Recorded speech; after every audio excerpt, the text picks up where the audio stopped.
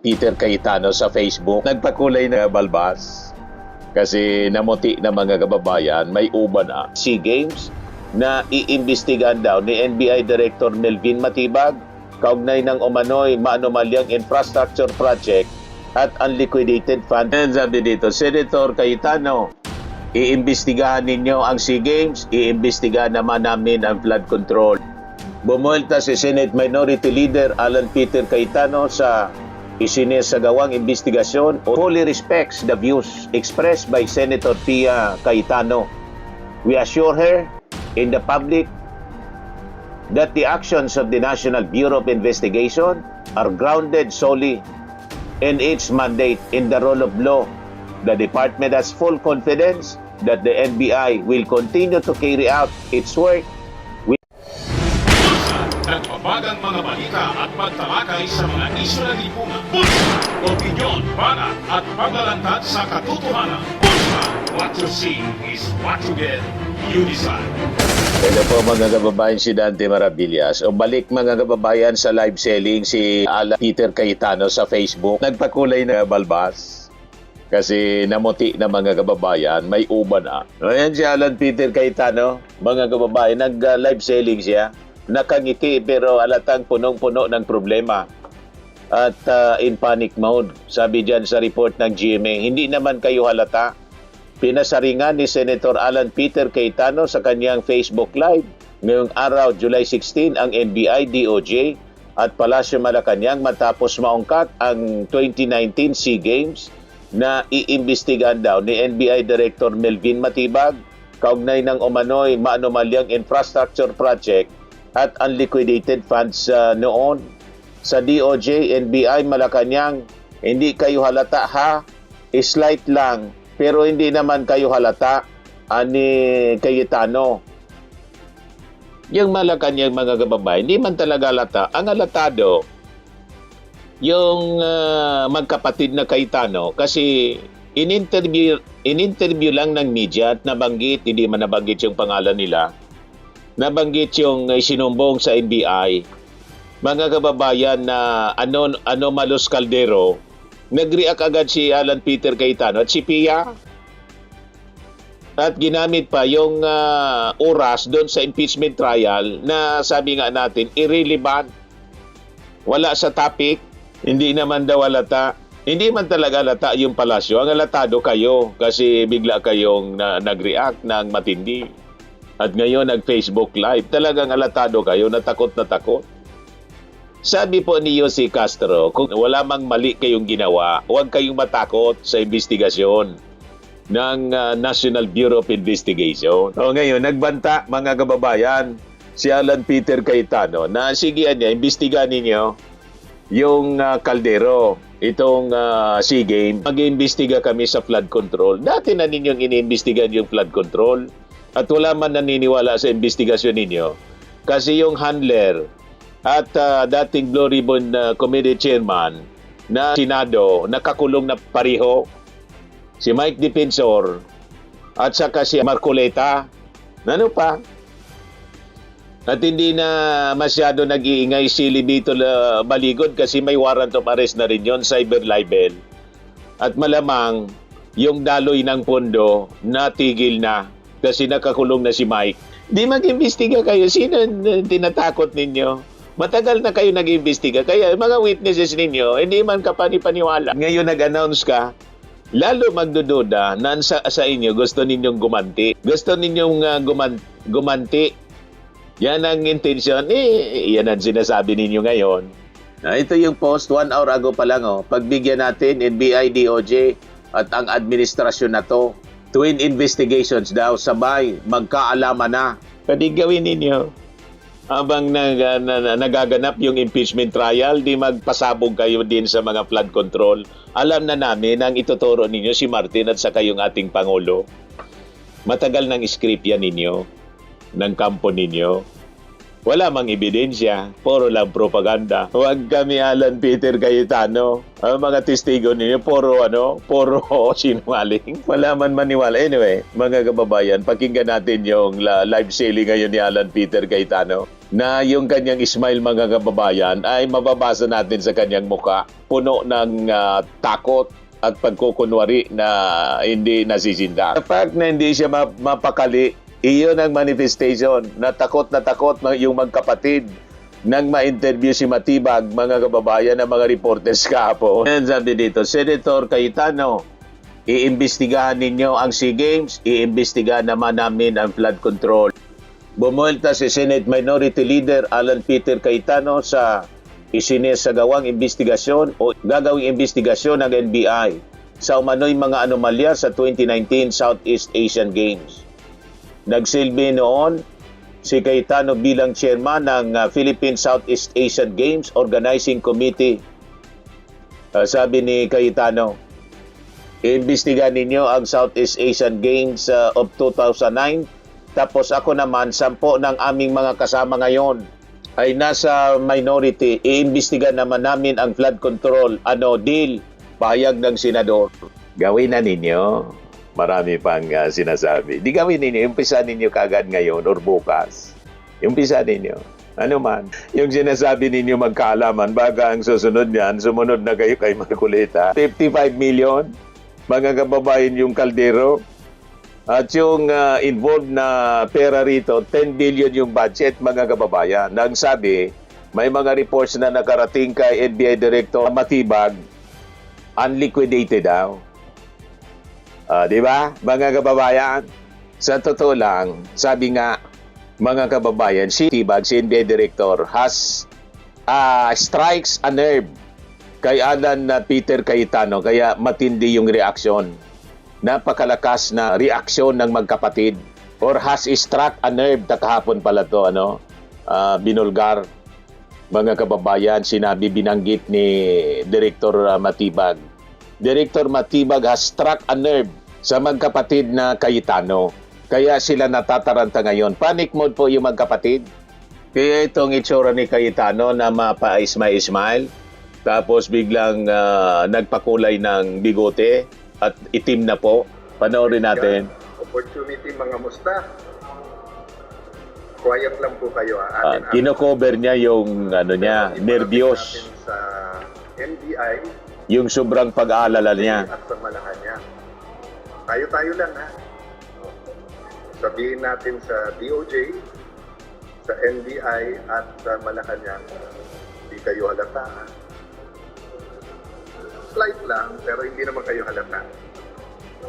Pero alam niyo po, merong biblical principle. So anong ating itatanim, yan ang ating aanihin. Yan ang babalik sa inyo. Ang ating mga kababayan ay applicable po yun sa inyo mismo. So ito proposal natin sa NBI, sa Malacanang, at saka sa DOJ. Imbestigahan niyo yung Southeast Asian Games of 2019 kung saan tayo nag-overall champion at tinangalan ng buong Southeast Asia. Imbestigahan nyo ng gusto, bigay nyo lahat. We will support totally. Pag sinabi kong we, ako, at hinihipo po lahat ng mamayan, supportahan yung investigasyon na yan. Tapos, ako naman, 10 ng aming mga kasama na ngayon ay nasa minority, imbestigahan naman namin ang flood control. Deal? Idiretso mo na, marami pang daldal. Simulan mo kaagad bukas, Alan. Sila Senator Erwin. Marami pang daldal. Senator Lacton, yung mga nasa Blue Ribbon. Kalapitin nyo na. Total, 30 weeks. Matagal po itong impeachment. At sabi nga, wag pa na yung technicalities. Lalo po ang Blue Ribbon Committee, wala masyadong technicalities doon. So, wag po tayo mangamba sa kahit anong investigasyon. Salamat po sa lahat ng nagpaparating ng suporta, lalo po yung prayers. Pagkatapos sabihin na incidental lang dahil yung building, biglang pinawalang sala na ang mga kakampi nila. Tapos sinabi ng DOJ, tama yung investigasyon na yan. Tapos ang Malacanang, na-imbestigahan na daw yung sekretary nila, pero ako daw, hindi pa. Okay lang, imbestigahan natin lahat. Pero hindi naman siguro bad words ang flood control. Ang bad words ay cover up. So, tamang-tama, magsosona na ulit. Bigyan natin ng pwedeng pag-usapan ang mahal nating Pangulo na tunay na mga pangyayari. May list na kami ng mga witnesses na mga matitibay. Yung iba, nasabi na in public. So, supportan natin lahat. All-out investigation, katotohanan, para magbago na yung ating bayan. God bless you all. Halata, kinocover niya ng kanyang smile ang sama ng loob at takot. Tama mga kababayan yung ating analysis. Idiretso ninyo, sinong tinatakot ninyo? Kayo ang halata na takot na. Si Sara Duterte takot na takot. Ngayon, kayo naman po, takot na takot. O nag-react na siya, mga kababayan doon sa kay Vince Dizon. Inaimbestigahan na sabi ng Palasyo Malacanang si Vince Dizon in 2021. Inabsuelto. Ito ngayon yung update.